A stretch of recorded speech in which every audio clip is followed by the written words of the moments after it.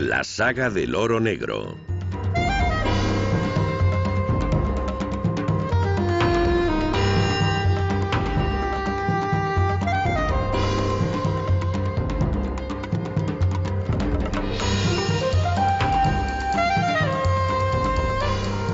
Apenas 100 años después del comienzo de la civilización del automóvil, los expertos advierten de que hemos consumido la mitad de las reservas mundiales del petróleo que la naturaleza tardó millones de años en producir.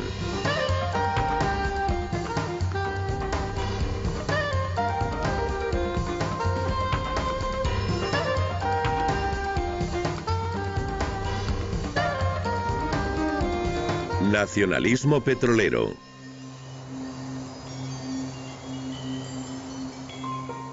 En la posguerra, las relaciones entre un creciente número de países industriales dependientes del petróleo y los países productores del sur, donde empezaban a extenderse los movimientos nacionalistas, conocieron problemas económicos y políticos que empeorarían en las décadas siguientes.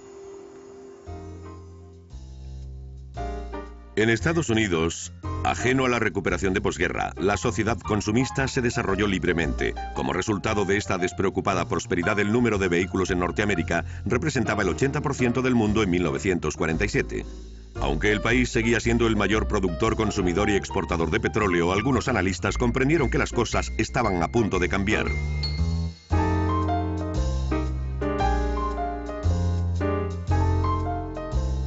Resultaba evidente que la demanda mundial de petróleo era superior a las reservas de Estados Unidos. Después de la Segunda Guerra Mundial, Europa y Japón reconstruyeron su economía en base al oro negro. En ese mismo momento, el consumo norteamericano se disparó. El reconocimiento de esta creciente demanda y de que era posible encontrar petróleo extranjero en yacimientos mucho más grandes y con una producción más económica, hizo que las compañías americanas y británicas intensificaran su búsqueda de nuevas fuentes en todo el mundo.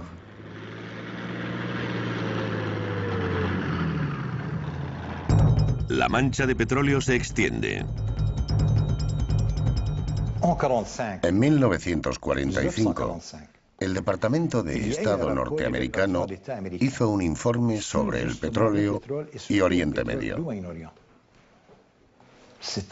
En aquel momento, las compañías petrolíferas empezaban a advertir que Oriente Medio tenía mucho oro negro. Hasta ese momento, solo Estados Unidos y Rusia eran países productores. El informe concluyó que controlar el petróleo de Oriente Medio serviría para ostentar el poder político y económico. Palabras textuales, y no ha cambiado. En diciembre de 1945, este deseo político quedó expresado en la Conferencia de Yalta, que marcaría el destino del mundo para las décadas siguientes. A pesar de su deteriorada salud, el presidente Roosevelt se reunió en Port Said con Abdelaziz, que fundó el Reino de Arabia Saudí. En esta reunión firmaron el acuerdo Petróleo por Seguridad. Roosevelt le dijo a Aziz, su homólogo saudí: asegúrenos un acceso privilegiado al petróleo saudí y a cambio nosotros le garantizaremos seguridad contra ataques externos e internos. Fue lo que se llamó el paraguas americano.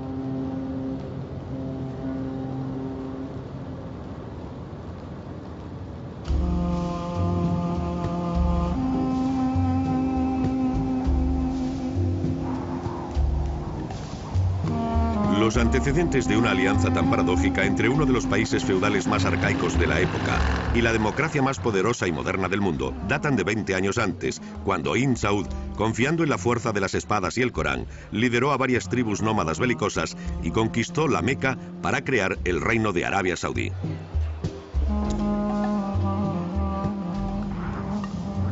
Una anécdota sobre los tiempos heroicos de la explotación del petróleo resume la situación. En los años 20, un hombre extraño con un casco colonial y una sombrilla verde caminaba por la inmensidad del desierto de Arabia Saudí. Era el mayor Frank Holmes, un avispado ingeniero de minas neozelandés. Su objetivo era encontrar un raro espécimen de mariposa negra, una ingeniosa metáfora de lo que la riqueza del oro negro iba a suponer y que fue el primero en intuir.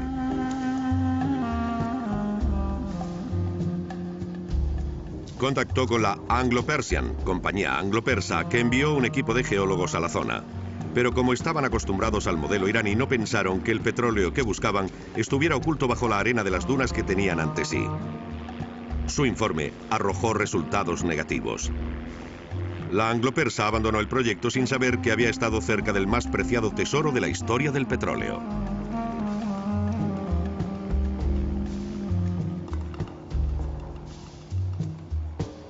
Los norteamericanos, más pragmáticos que los ingleses, quisieron apoderarse de dicho tesoro. En 1933, Standard Oil de California, la SoCal, abrió camino.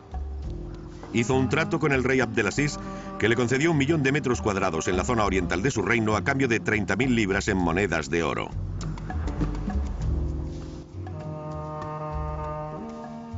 En 1933, 2 geólogos y un intérprete al volante de un Ford y escoltados por una docena de beduinos cruzaban el desierto.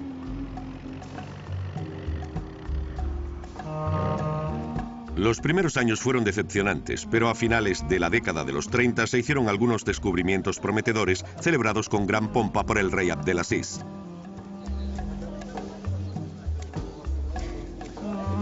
Esto marcó el comienzo de la fabulosa aventura del petróleo saudí.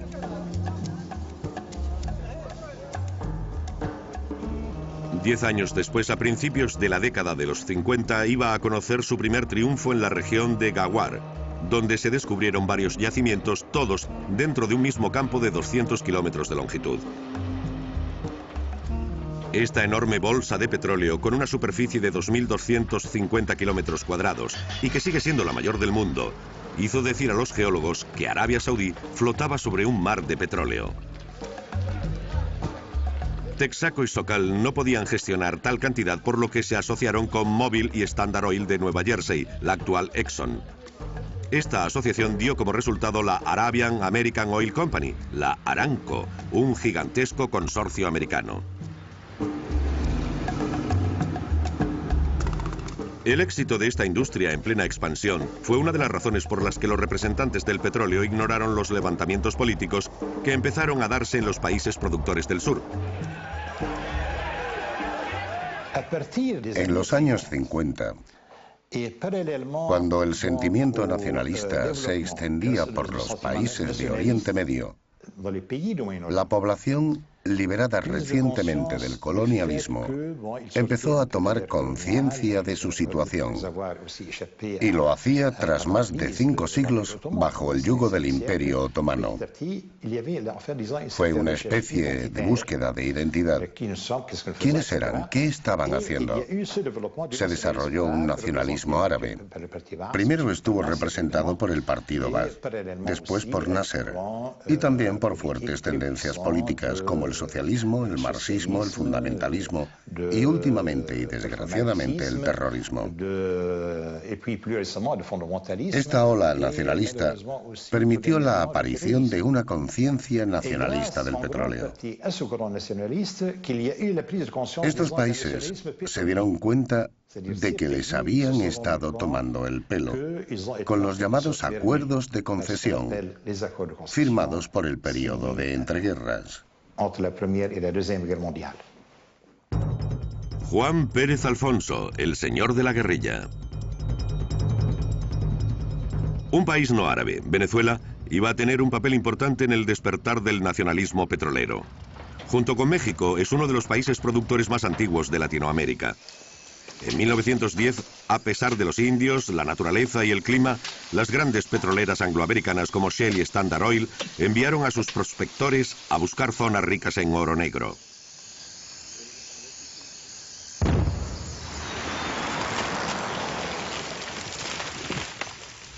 Tras unos comienzos poco fructíferos, en los años 20 se hicieron varios descubrimientos seguidos, especialmente en la cuenca del Maracaibo. Sangrientos caudillos corruptos, marionetas en manos de las petroleras, se hicieron con el poder en sucesivos golpes de Estado. La situación terminó tras la Segunda Guerra Mundial y la caída del general Marcos Jiménez.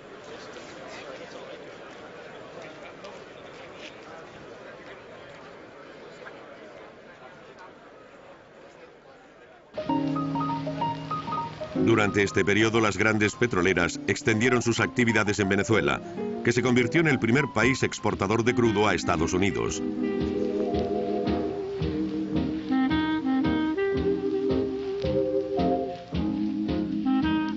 Para la mayoría de los venezolanos, las casas de los trabajadores del petróleo, construidas según modelos americanos, eran el escaparate de una prosperidad ilusoria, como demuestra este documental promocional que elogia la gloria de las petroleras.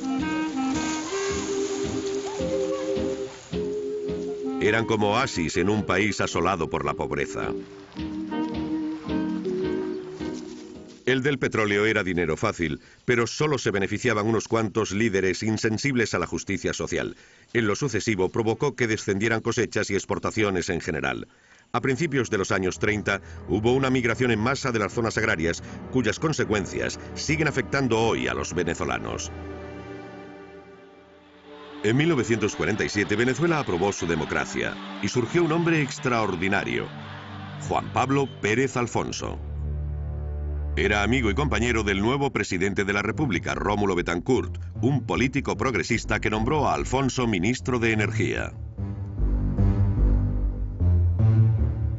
Se habían conocido en la universidad cuando comenzaron las primeras huelgas de los trabajadores del petróleo en 1925, sofocadas con dureza. Pérez Alfonso apoyó la lucha de los trabajadores contra las petroleras y fue encarcelado con ellos. Desde esa época su sueño era transformar lo que llamaría la maldición del petróleo en un medio de promocionar su país y aquellos otros que pronto serían llamados del tercer mundo. Porque parte de estos ajustes deberían distribuirse hacia el tercer mundo pobre, que podríamos decir en vez de no imaginar otro cuarto mundo. Pero lo que es fundamental en lo que yo digo es lo que no se ha hecho nunca, que es que darle una participación al tercer mundo como un derecho reconocido. Y entonces de esa forma estamos nosotros obteniendo un poder que no tenemos al encontrar apoyo en ese tercer mundo que vamos a favorecer para que nos apoye.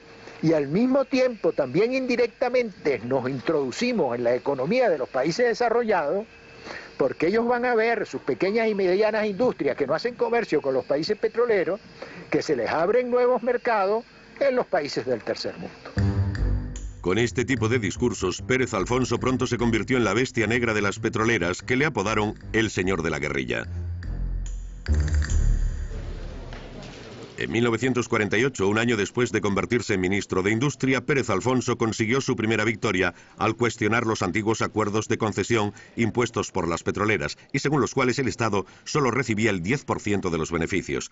Tras duras negociaciones, Pérez Alfonso obtuvo un gran aumento, el 50% en vez del 10% original, el famoso 50-50. Su éxito se convirtió en modelo de todos los países del sur que también quisieron mejorar sus beneficios. La tragedia de Mossadegh.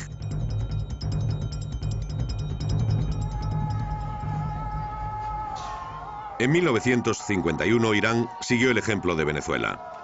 Fue el primer país en rebelarse contra la omnipotente compañía de petróleo anglo-iraní, la antigua anglo-persa y actual BP, que había convertido el país en una colonia del oro negro desde principios del siglo XX. En esa época Irán era una monarquía constitucional encabezada por el Shah Mohammad Reza Pahlavi, un inexperto joven que bajo presión británica había sucedido a su padre en 1941. Todo empezó con un conflicto social. En marzo de 1951, mientras la anglo-iraní se negaba a satisfacer las exigencias de los trabajadores, comenzó una huelga que paralizó la región de Abadán, la enorme terminal de petróleo iraní, que se extendió rápidamente por todo el país.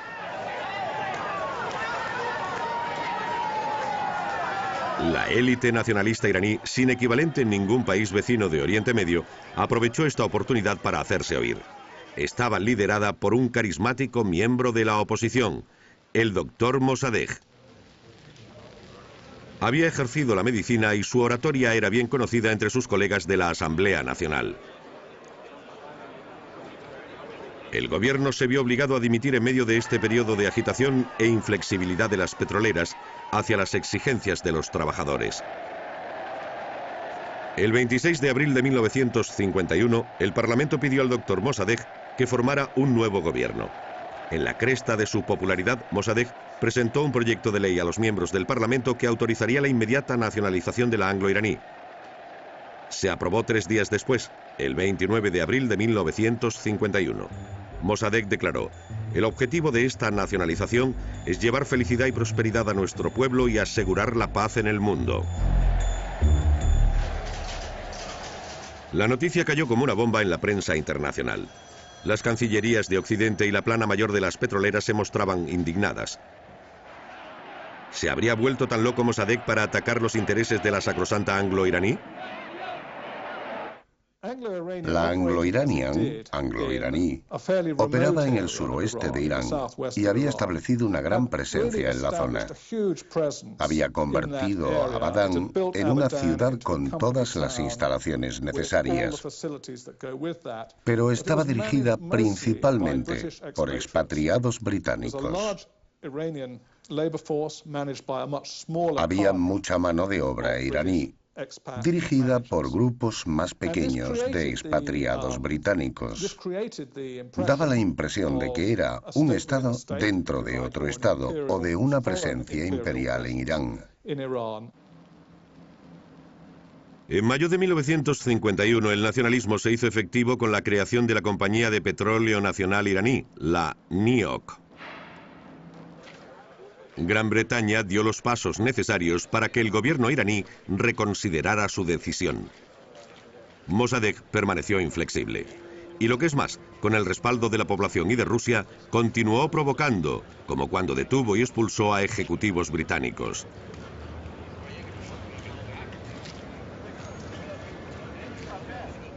En este país, sin élite petrolera local, esta decisión sería catastrófica para el futuro de la joven compañía nacional.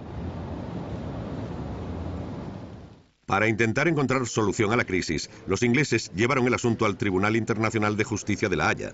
Se dictó la sentencia que legitimaba la petición británica. Mossadegh, apoyado por Moscú, la recurrió con el pretexto de que el asunto era exclusivamente iraní y que no concernía a las autoridades internacionales. Los norteamericanos se involucraron en el conflicto no exentos de interés.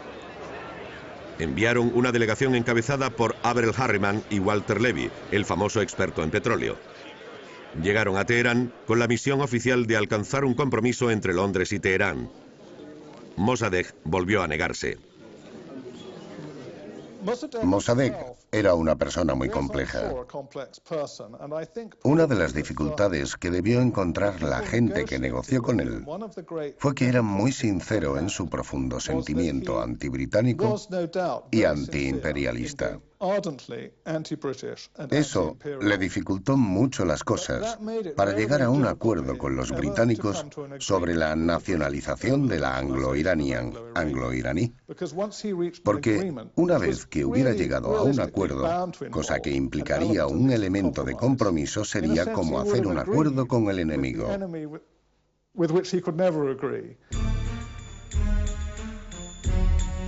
Londres respondió a la inflexibilidad de Mossadegh organizando un boicot total al petróleo iraní, considerando que pertenecía legalmente a la anglo-iraní y no al gobierno del país. Gracias a la inquebrantable solidaridad de los países occidentales con Inglaterra y a la supervisión de la Marina Real, no saldría ni una sola gota de petróleo del puerto de Abadán. Irán estuvo a punto de arruinarse debido a este embargo.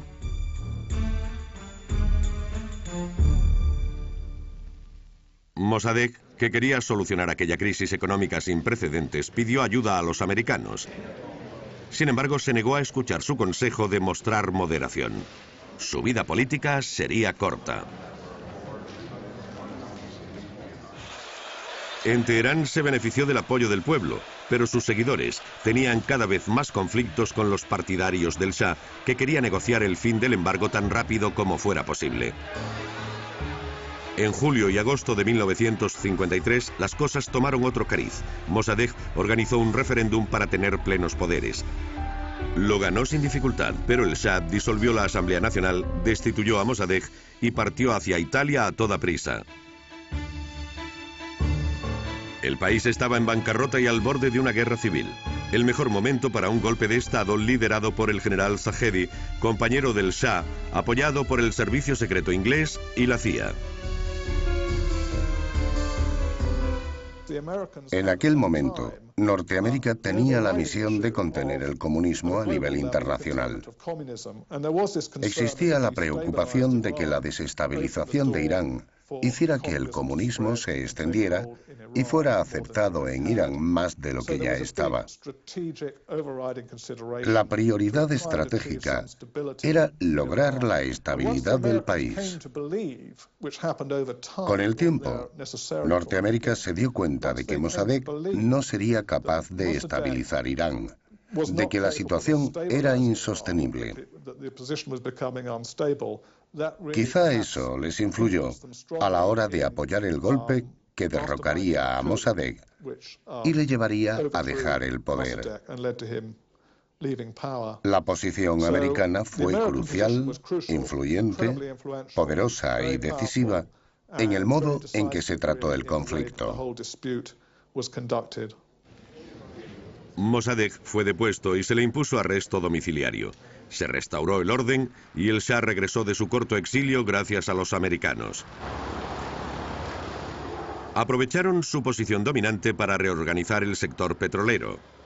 El propio presidente de Estados Unidos, el prestigioso general Eisenhower, fue recibido en Teherán con gran pompa.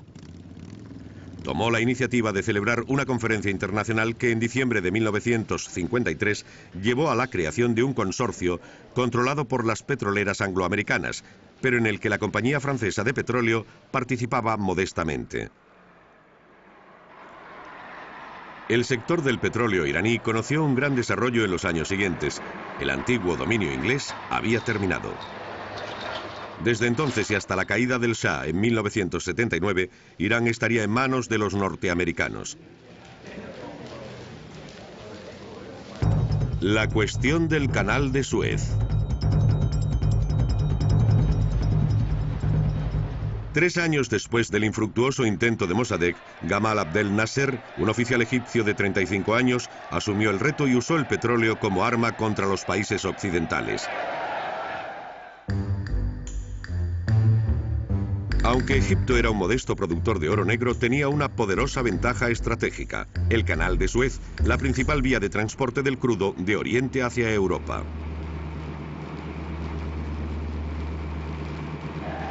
El 23 de julio de 1956, un mes después de su elección como presidente de la República, Nasser proclamó la nacionalización del Canal de Suez, hasta entonces controlado por ingleses y franceses. Con la ayuda de Israel, estos intentaron recuperar sus propiedades por la fuerza y lanzaron una expedición que estuvo bien organizada desde el punto de vista militar, pero fue un auténtico desastre desde el político. En el contexto de la Guerra Fría, Estados Unidos quería mantener su influencia sobre la región. En consecuencia, obligaron a ingleses y franceses a retirarse. La respuesta de Nasser al ataque franco-británico fue cerrar el canal y sabotear los barcos. Como resultado, el suministro de petróleo a Europa se colapsó y los precios se dispararon.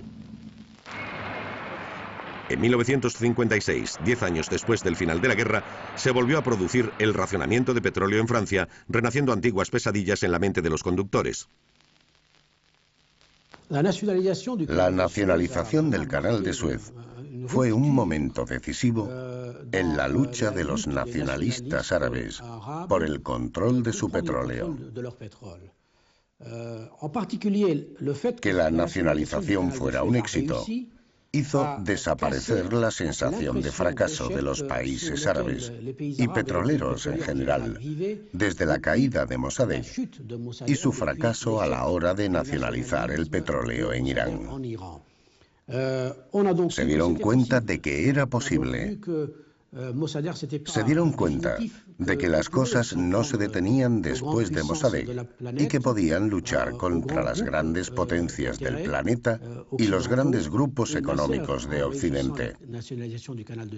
Cuando Nasser logró nacionalizar el Canal de Suez, abrió el camino a más nacionalizaciones del petróleo en los años 50 y 60, en países como Siria, Egipto o más tarde en Argelia. Todo esto antes de las grandes nacionalizaciones de los años 70 en la región del Golfo y también en el norte de África.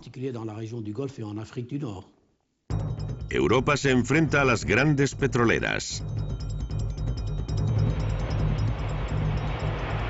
Los países exportadores del sur no fueron los únicos en intentar liberarse de las omnipotentes petroleras.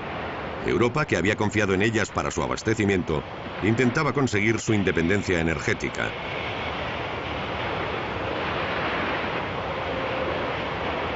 Francia, cuya industria refinadora era la mejor antes de la guerra, había quedado totalmente destrozada por los bombardeos aliados en 1944.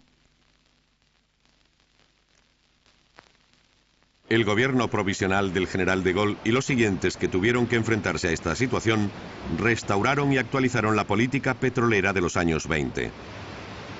Y más especialmente la jurisdicción del 28, que daba al Estado el monopolio sobre las importaciones de productos del petróleo.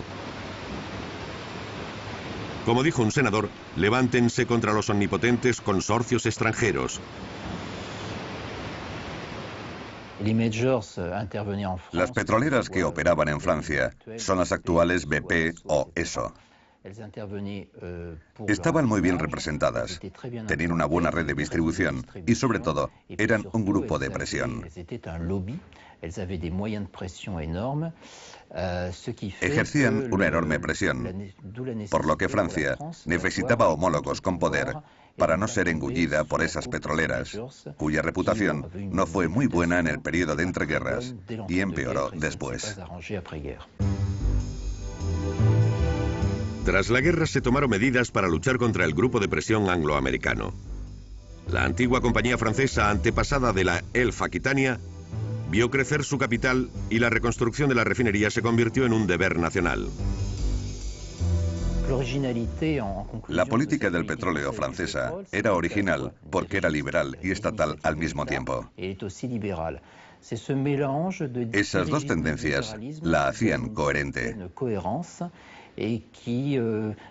La política francesa, en cambio, era diferente y original, y además tenía un claro objetivo. Consistía en no depender de las petroleras y de las grandes compañías internacionales.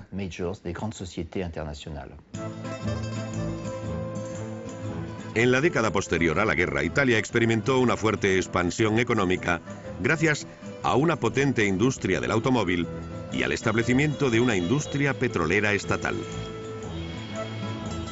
Su historia estuvo marcada por la fuerte personalidad de su iniciador, Enrico Mattei, un hombre con un destino brillante pero trágico. 27 de octubre 1962, accidente aereo. Un aereo è caduto. A bordo v'erano 3 uomini, il pilota Bertuzzi, il giornalista americano McHale e Enrico Mattei, il presidente dell'ENI, l'uomo che aveva creato la più grande azienda di Stato di tutto il mondo occidentale. Sono profondamente angosciato di questa tragedia. Scompare con Enrico Mattei un grande protagonista delle vicende politiche ed economiche della storia recente del nostro paese. Scompare con lui un eroe della Resistenza e un costruttore del miracolo economico italiano, e vorrei dire che scompare con lui un grande servitore del paese. Gozaba de tanto prestigio que fue la única figura de la historia del petróleo en tener un entierro con honores de Estado. Su muerte marcó el final de la época heroica de la industria petrolera italiana. Su historia comenzó en las peores condiciones posibles durante los duros días de posguerra. Italia era un país derrotado y asolado, cuya economía dependía esencialmente de Estados Unidos. Sin recursos ni industria propia, tuvo que confiar en las petroleras para su abastecimiento. La Ajib, una pequeña empresa creada por los fascistas, era el único contrapoder frente a la hegemonía de las grandes. Nadie creía en su futuro, excepto Mattei, que aceptó dirigirla. Sería el punto de partida de sus futuras luchas. Su objetivo era crear una compañía estatal para frenar el monopolio. Lo hizo en 1953 cuando fundó y se convirtió en presidente de la ENI, Oficina Nacional Italiana de Hidrocarburos, controlada totalmente por el Estado.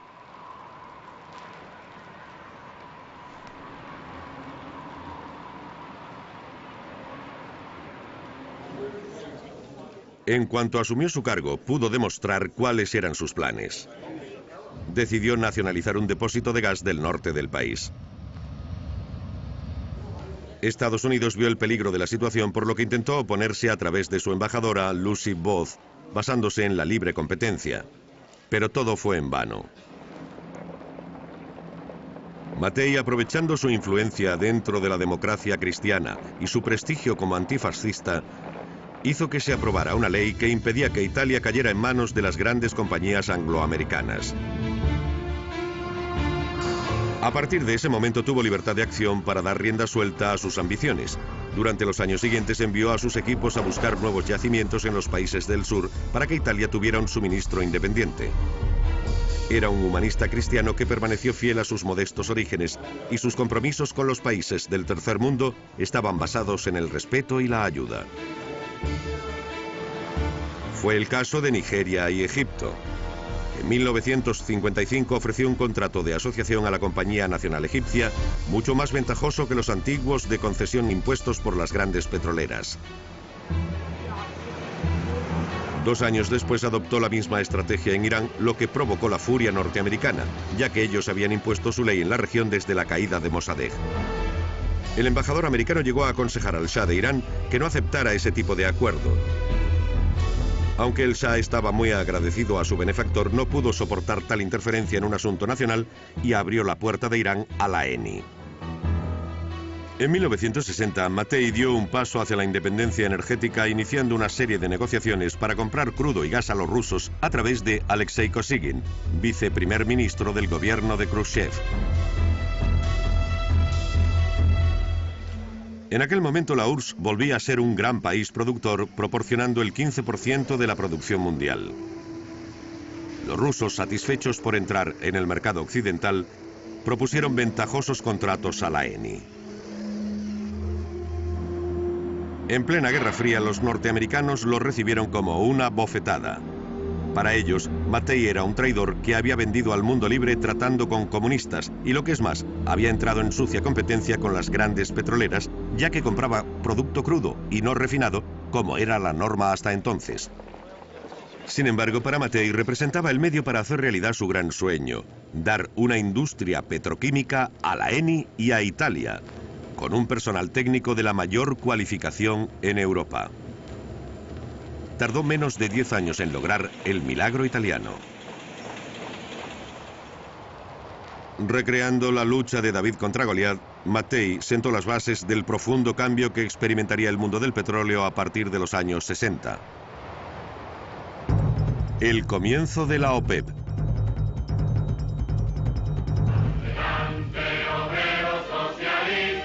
En el duro contexto de la Guerra Fría de principios de los 50, la ideología marxista prevalecía en los países del sur que luchaban por su independencia. El líder de la Cuba revolucionaria se convertiría en modelo de los movimientos guerrilleros de Sudamérica, mientras las potencias coloniales europeas se enfrentaban a guerras de independencia en sus colonias de ultramar.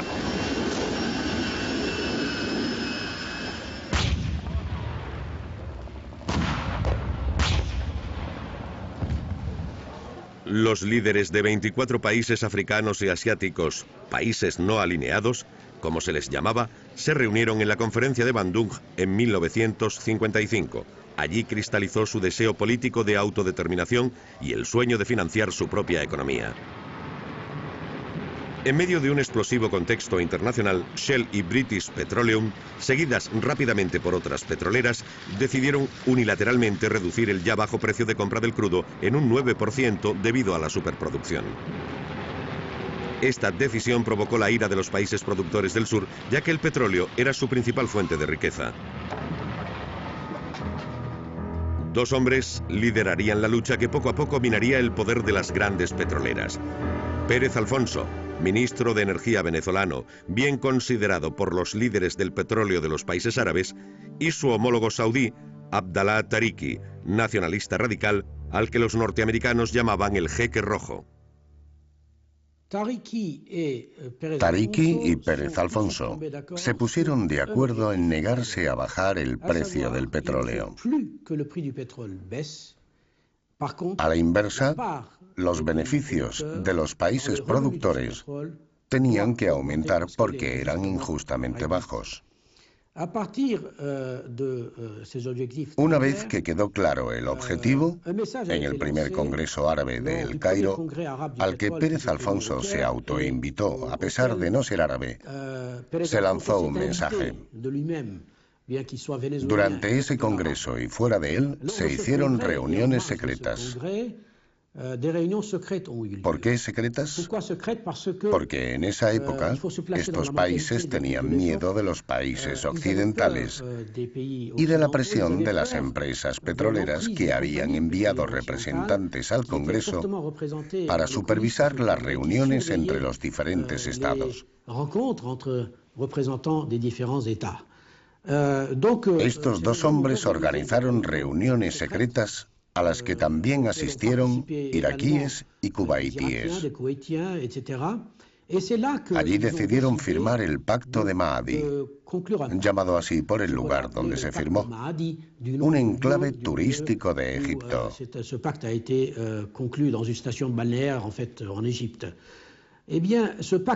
Allí se comprometieron a reaccionar si el precio del petróleo volvía a bajar.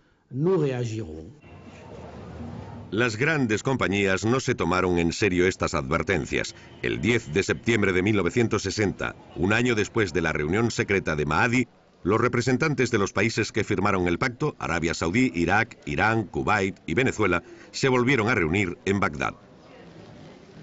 Tras 4 días de tormentosas conversaciones, los delegados finalmente accedieron a crear una asociación cuyo objetivo sería defender sus intereses comunes. Se llamaría OPEP, Organización de Países Exportadores de Petróleo.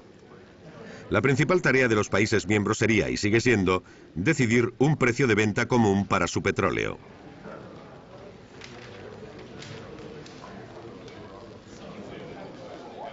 En Occidente se ignoró, despreció o mostró escepticismo ante la creación de la OPEP.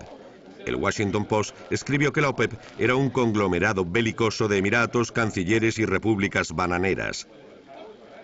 Y en cuanto a los círculos petroleros, predijo que tardarían solo unos meses en disgregarse. Sin embargo, más de 40 años después de su creación, la OPEP sigue siendo una de las grandes protagonistas de la escena internacional.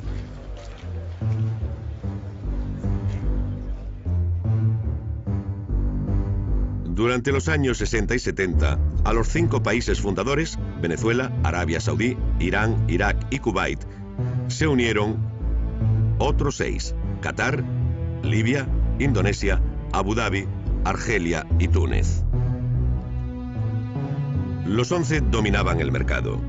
Representaban el 54% de la producción mundial, el 70% de las reservas conocidas y el 85% de las exportaciones. A pesar de la increíble fuerza que representaba la OPEP en la economía mundial, en los 10 primeros años de existencia no pudo deshacerse de las grandes petroleras. En este contexto de absoluta dominación, Pérez Alfonso y Abdalá Tariki, los dos fundadores de la OPEP, pagarían caro su espíritu de independencia. Tariki sería el primero en 1962.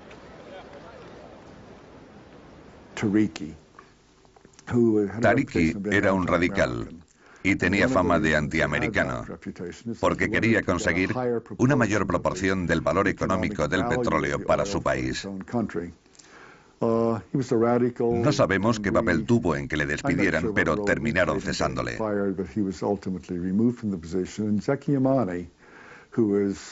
El jeque Yamani, que era tan inteligente como su predecesor, pero mucho más tranquilo que Tariki, fue nombrado ministro del petróleo. El jeque Yamani, el hombre de la eterna sonrisa, era un experto abogado y astuto diplomático. Durante 20 años fue la figura clave de la OPEP. Siempre he creído en la evolución, no en la revolución. No se puede nacionalizar el precio del petróleo así como así, a no ser que se tenga la mano de obra y la capacidad para hacerlo. Nosotros no la teníamos. Yo pretendí conseguir una propiedad gradual de nuestros recursos petrolíferos. En 1963, Pérez Alfonso, decepcionado de ver a la OPEP perder el tiempo en intrigas de palacio, cuando él pensaba que se dedicaría a la emancipación del tercer mundo, dimitió solo un año después de que fuera depuesto su amigo Tariki. Alfonso decidió actuar desde fuera de la OPEP y convertirse en su conciencia mientras luchaba por el medio ambiente y el ahorro de energía. Nacionalismo petrolero. Durante los años 60 se agravó el conflicto norte-sur. En tal contexto, el petróleo se convirtió en una apuesta con gran valor económico y político. 3 países árabes de la OPEP, Argelia, Libia e Irak, iban a constituir la vanguardia de futuros conflictos. Al contrario que Arabia Saudí e Irán, vistos como marionetas en manos del enemigo imperialista americano, tenían una ideología revolucionaria y sus líderes, Boumediene, Gaddafi y Saddam Hussein, odiaban visceralmente a Occidente. Su determinación despertó a la OPEP de su letargo. Argelia, un recién llegado a la OPEP en 1969, lideró esta cruzada del petróleo.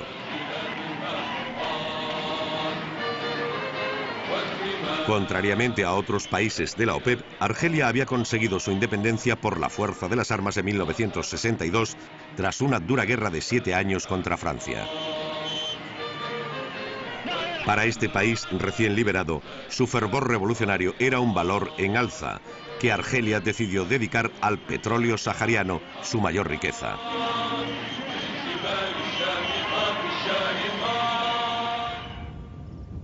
La aventura argelina había empezado en 1952, 2 años antes de que comenzara la rebelión, cuando el país aún era colonia francesa. De acuerdo con la política francesa colonial de explotación, unos cuantos geólogos afirmaron que en el Sáhara argelino había petróleo, a pesar del escepticismo de expertos mundiales.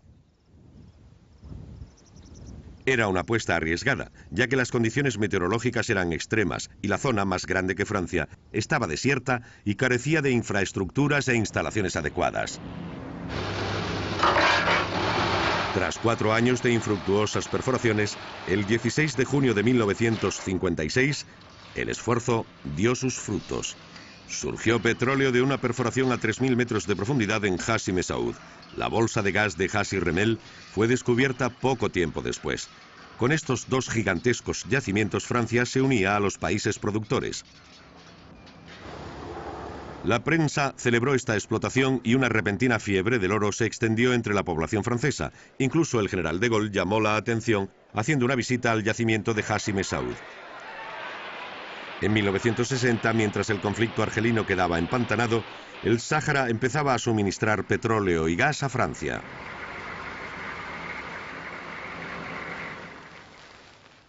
Entonces comenzaron las negociaciones secretas entre el gobierno francés y el gobierno revolucionario provisional argelino. El petróleo sahariano provocó fuertes discusiones. El final de la guerra se retrasó al menos un año con la firma del acuerdo de Evian en 1962.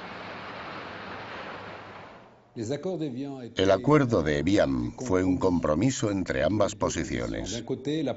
Por un lado, los argelinos, que defendían la soberanía de sus recursos naturales, porque pertenecían al subsuelo argelino, al Sáhara argelino. Y por otra parte, los franceses, que sabían de la importancia de estos recursos petrolíferos y que querían, si no un uso exclusivo, dada la competencia del momento, sí al menos un uso directo de él. Era el principio de los años 60, cuando el consumo de petróleo se disparaba a nivel mundial y la producción podía satisfacer la demanda. En aquel momento no había problema. Había muchos yacimientos en todo el mundo. Oriente Medio, Libia y otros países se desarrollaron. El porcentaje de consumo de petróleo en el mundo se debía principalmente a la industria del automóvil, pero no exclusivamente. Los franceses queríamos tener una posición privilegiada, si no exclusiva. El acuerdo de Evian fue el resultado de este deseo. La creación de un sistema específico para el petróleo y el gas argelinos. Se puso en práctica una organización específica sahariana para el desarrollo y explotación común del petróleo del sur de Argelia. A pesar de estos acuerdos, las relaciones franco-argelinas fueron empeorando en los años posteriores a la independencia. Pero en la práctica, los yacimientos saharianos han seguido siendo enclaves franceses, explotados por dos compañías, Total y Elf Aquitania, dueña del 90% de las acciones. Aunque se creó una compañía nacional, Sonatrach, los argelinos no pudieron controlarla solos durante los primeros años y acusaron a los franceses de dejarles solo las migajas de la inmensa riqueza. La tensión aumentó cuando el coronel Boumedienne, un intransigente de la Guerra de Liberación con profundos sentimientos antifranceses, dio un golpe en 1965. La amenaza de nacionalización de las compañías francesas era cada vez más creíble. Tenemos que situar el problema de la nacionalización en el contexto adecuado. A principios de los años 70, cuando seguía habiendo problemas de liberación nacional y de derecho al crecimiento económico. La gente empezó a cuestionar las relaciones internacionales a nivel económico, el derecho de los países del tercer mundo, también reunidos en diferentes asociaciones, y al crecimiento económico. Este derecho significaba estar en contra de los que estaban en el poder. A las compañías extranjeras no les gustaba. Y desde luego, mucho menos y especialmente a las francesas, porque tenían el 90% de las acciones. El enfrentamiento franco-argelino terminó abruptamente el 24 de febrero de 1971 cuando Boumedienne, siguiendo el consejo del futuro presidente de Argelia, Bouteflika, rompió las conversaciones con los representantes franceses y por primera vez en la historia de la OPEP se atrevió a imponer una decisión unilateral soberana a estos poderosos interlocutores. يسرني أن أعلن وبصفة رسمية باسم الحكومة باسم مجلس الثورة والحكومة أنه ابتداء من اليوم قررنا باش ناخذ 51% من الشركات البترولية الفرنسية. هذه القرارات اللي كنت أنوي الإعلان عليها باسم مجلس الثورة وباسم الحكومة وباسم الشعب الجزائري بهذه المناسبة.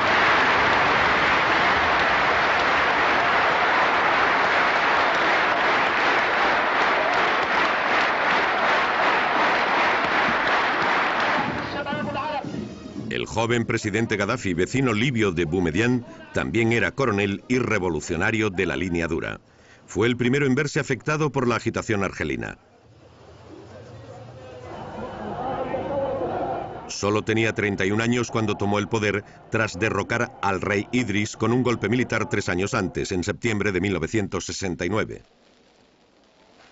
Había heredado petróleo del rey y quería usarlo como impulsor de su revolución.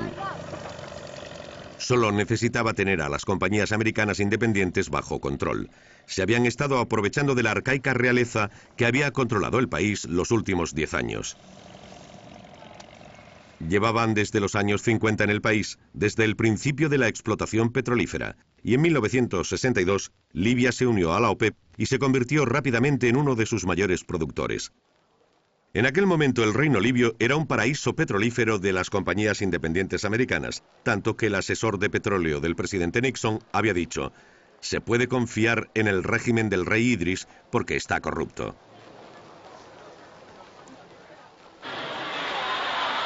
Todo cambió cuando Gaddafi llegó al poder. En 1970 creó una compañía de petróleo nacional para controlar la distribución doméstica y después firmó acuerdos de cooperación con la URSS. Las petroleras americanas entendieron la amenaza que esto suponía, ya que sabían que Gaddafi no dudaría en retirarles las concesiones, aunque eso significara pedir ayuda técnica a la URSS. Siguiendo el consejo de Boumedienne, Gaddafi reunió a los presidentes de las compañías americanas para negociar con ellos el precio del crudo. Como dijo Walter Levy, los vientos cambiantes de la industria petrolera libia se habían convertido en un huracán. El acuerdo de Trípoli del 2 de abril de 1971 puso fin a esta crisis. Contra todo pronóstico, Gaddafi, apoyado por los líderes de la OPEP, garantizó un aumento de un 30% en el precio del barril. En 1972, un año después de la victoria de Gaddafi, llegó el turno de Irak de experimentar la fiebre del nacionalismo petrolero. El país estaba regido por el partido Baas, cuyo sueño era aunar panarabismo y socialismo. La compañía de petróleo iraquí, llamada la Vieja Señora de Londres, fundada 50 años antes bajo el protectorado británico, estaba en decadencia.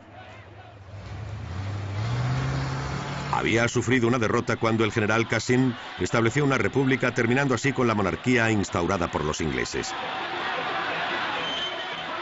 En 1965, Qasim respondió a la política de desinversiones de la compañía iraquí, retirando el 99,5% de la superficie de la concesión, dejándoles solo las zonas ya explotadas. 7 años después, en 1972, Saddam Hussein, el hombre que le derrotó y ocupó su lugar, lideraba la última lucha por la nacionalización. Aunque en aquel momento solo era vicepresidente, tenía plenos poderes. Como sus colegas Boumedienne y Gaddafi, Saddam Hussein era joven e inexperto, pero era también un temido estratega y un político astuto. Antes de iniciar ninguna acción, quiso asegurarse de que contaba con el apoyo de la URSS e hizo una visita de Estado al Kremlin. Los soviéticos querían apartar a Irak de la influencia occidental y le aseguraron apoyo total para sus planes. También le ofrecieron ayuda técnica si la necesitaba. En junio de 1972, fortalecido por esta promesa, Irak impuso brutalmente la nacionalización de la compañía iraquí de petróleo.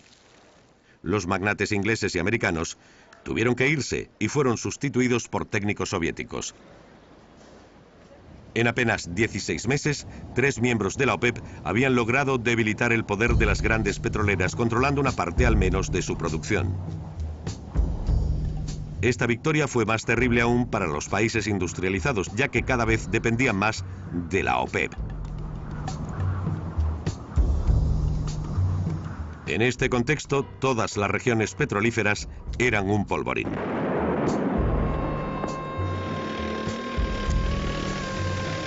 Un año después, la guerra del Yom Kippur provocaba la primera crisis del petróleo.